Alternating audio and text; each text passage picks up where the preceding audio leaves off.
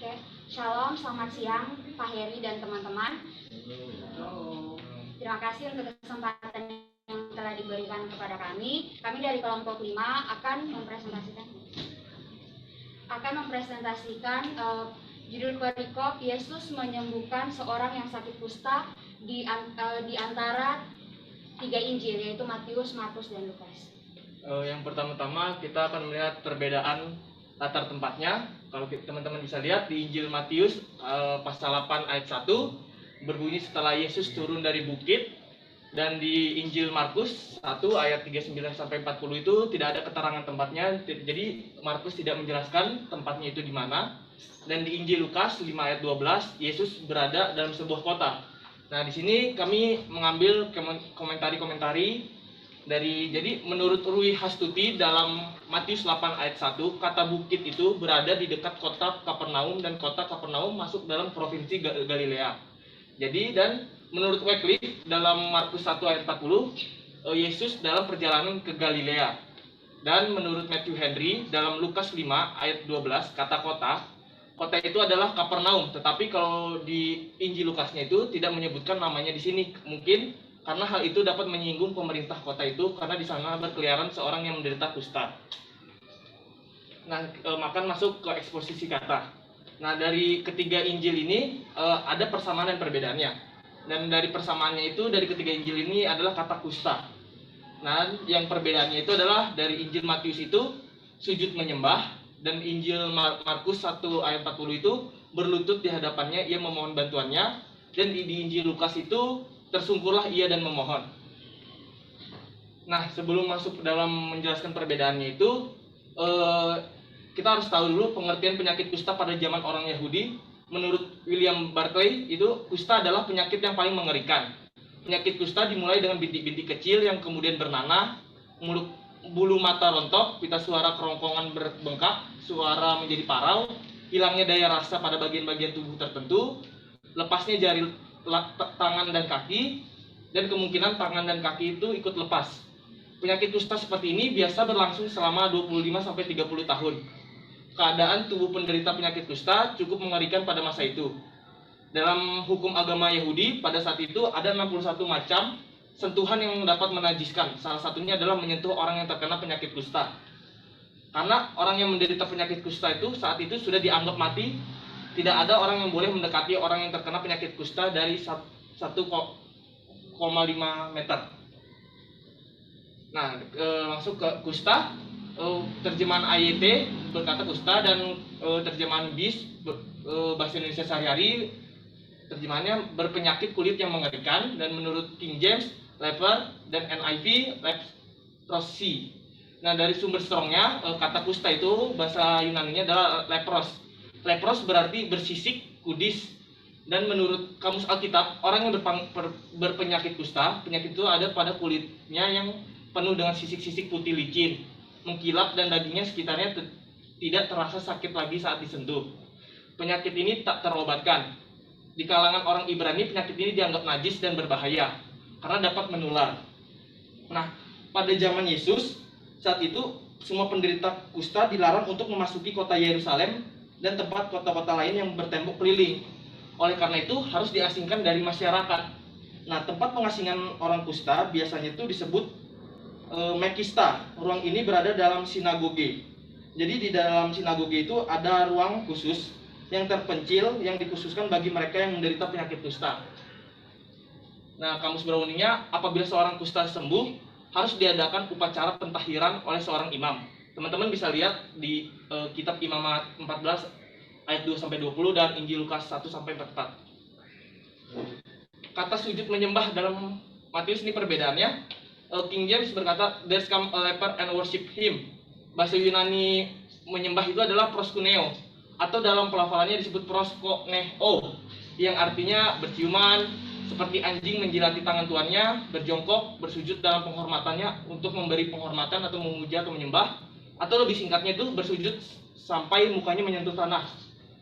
Nah, dan kata proskuneo ini dalam bahasa Yunani tidak pernah dipakai untuk arti lain kecuali untuk menyembah para dewa. Namun Alkitab menerjemahkannya kata itu dengan kata sujud menyembah, dan terjemahan itu sangat tepat. masuk ke kata berlutut di hadapannya, ia memohon. Dalam Injil Markus, King James berkata beseeching him and kneeling down to him.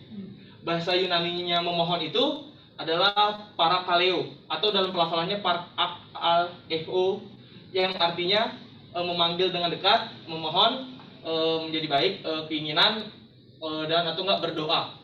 Dan berlutut dalam bahasa Yunaninya disebut gonupeteo, dalam pelafalannya gonopeteo, yang artinya itu jatuh berlutut atau hanya berlutut dengan lututnya, tetapi mukanya tidak sampai ke tanah. Kita masuk ke kata tersungkurlah di dalam Injil Lukas itu. Menurut King James itu fell on in his face and besought him. Bahasa Yunaninya tersungkurlah itu disebut pipto atau peto. Nah, pelafalannya pipto atau peto sebagai alternatif dalam tense tertentu, yang artinya mungkin mirip seperti jatuh atau gagal atau menyembah sampai kepala menyentuh tanah seperti proskuneo yang tadi. Dan memohon dalam bahasa Yunani disebut deomai, atau dalam pelafalannya deom ahe, yang artinya memohon sebagai pengikat diri, berdoa untuk atau membuat permintaan. Saya serahkan kepada Selfred. Kelas selanjutnya, kalau tadi ada perbedaan, sekarang kita masuk dalam persamaan-persamaan kata yang ada di dalam ketiga Injil, Matius, Markus, dan juga Lukas. Nah, dalam Matius, Markus, dan Lukas ini terdapat persamaan kata, yaitu kata menjama di ketiga Injil ini, dan juga kata aku mau jadilah engkau tahir. Dan di Markus ada juga sama seperti di Lukas, dan kata seketika itu juga ada di ketiga Injil tersebut. Nah, apa sih makna dari kata menjama dari ketiga Injil ini? Mari kita lihat bersama-sama. Nah, kata menjama dalam terjemahan AYT dan juga VMD yaitu menjama, sedangkan dalam terjemahan KJV dan NIV yaitu touch. Dalam sumber Strong disebut hapto. Nah, hapto ini berarti menjama, menyentuh, memegang. Kata ini menjadi penting karena menunjukkan adanya sentuhan fisik secara langsung oleh Yesus kepada orang yang sakit kusta. Jadi ketika Yesus menyembuhkan seorang yang sakit kusta itu, dia langsung menyentuh, atau pokoknya dia menyentuh orang yang sakit kusta saat itu. Nah, dengan adanya jamahan ini, Yesus menunjukkan belas kasihannya dan juga teladan bagi orang-orang agar tetap mengasihi apa adanya. Nah, kata aku mau jadilah engkau tahir dalam terjemahan ayat 2018 ini ditahirkanlah, dalam terjemahan VMD sembuh, dan dalam terjemahan KJV cleanser, dan juga NIV card. Dalam sumber Strong, dalam kata Yunaninya ekatariste, berasal dari kata dasar katarizo. Pemulihan atau kesembuhan ini berarti kebersihan atau kesucian fisik, agama, dan moral dalam arti bersih, bebas dari noda atau rasa malu, dan bebas dari pemalsuan. Kata ini juga memiliki tense aulis, yang berarti kesembuhan ini hanya terjadi satu kali saja. Karena di sini Tuhan Yesus menyembuhkan orang yang sakit kusta, dan itu termasuk mujizat, itu terjadi hanya sekali saja. Nah, kata seketika itu juga dalam terjemahan AYT 2018 saat itu juga, dan dalam terjemahan VMD seketika itu juga, dalam terjemahan KJV dan NIV immediately, atau kayak segera, langsung. Jadi ketika Yesus menyembuhkan seorang yang mengalami penyakit kusta saat itu, seketika itu juga orang itu sembuh atau langsung bersih dari penyakit kustanya. Selanjutnya kita melihat persamaan selanjutnya dalam ketiga Injil ini. Kata pergilah ada dalam ketiga Injil, dan juga persembahan ada dalam ketiga Injil ini.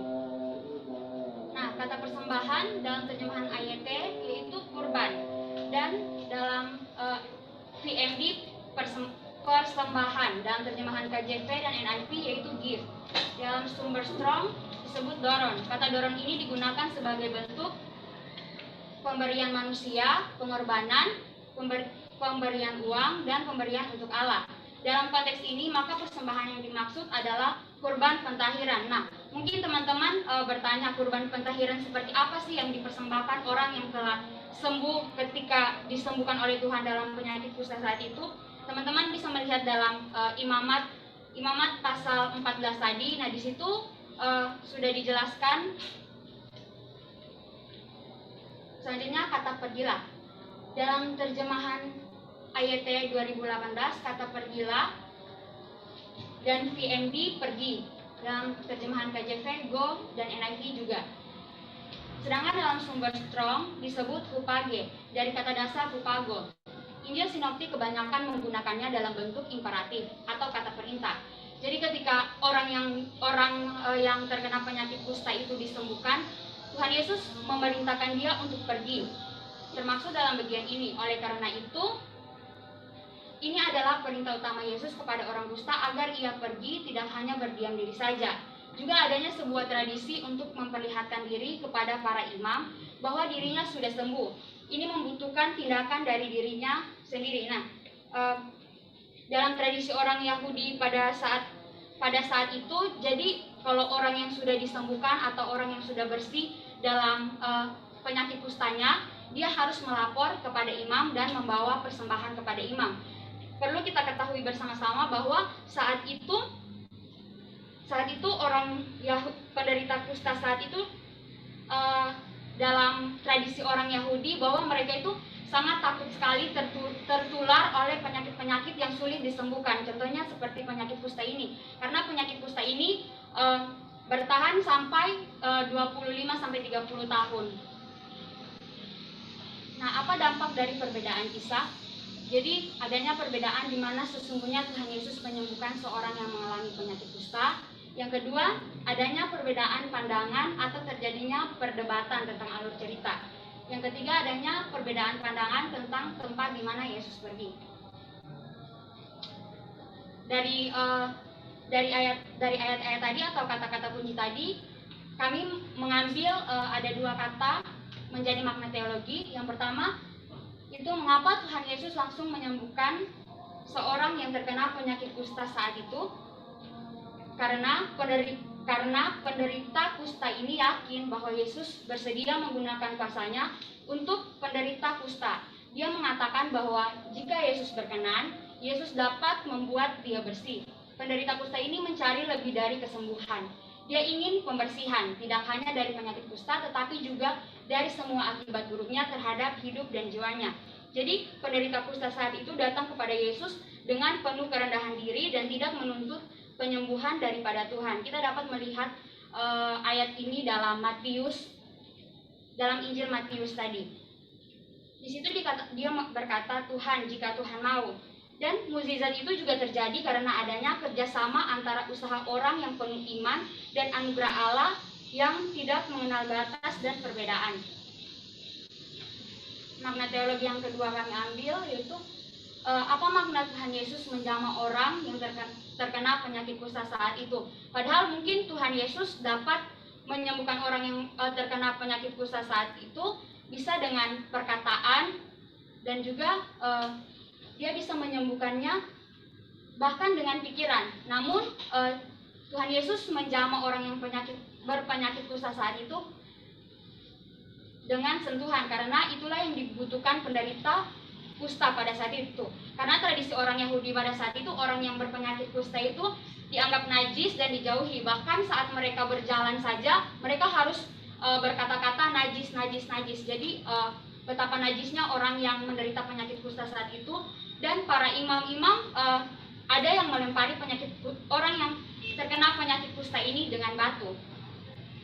Solusinya, pembaca dapat mengerti alur cerita ini secara berurutan dari satu tempat ke tempat yang lain dengan mengetahui tempat di mana Yesus menyembuhkan orang kusta. Yang kedua, setiap Injil memiliki pandangannya sendiri. Dan yang ketiga, alurnya tetap di satu provinsi atau di Galilea sendiri. Sekian dari presentasi kami. Apakah ada yang bertanya? Ada yang ingin bertanya?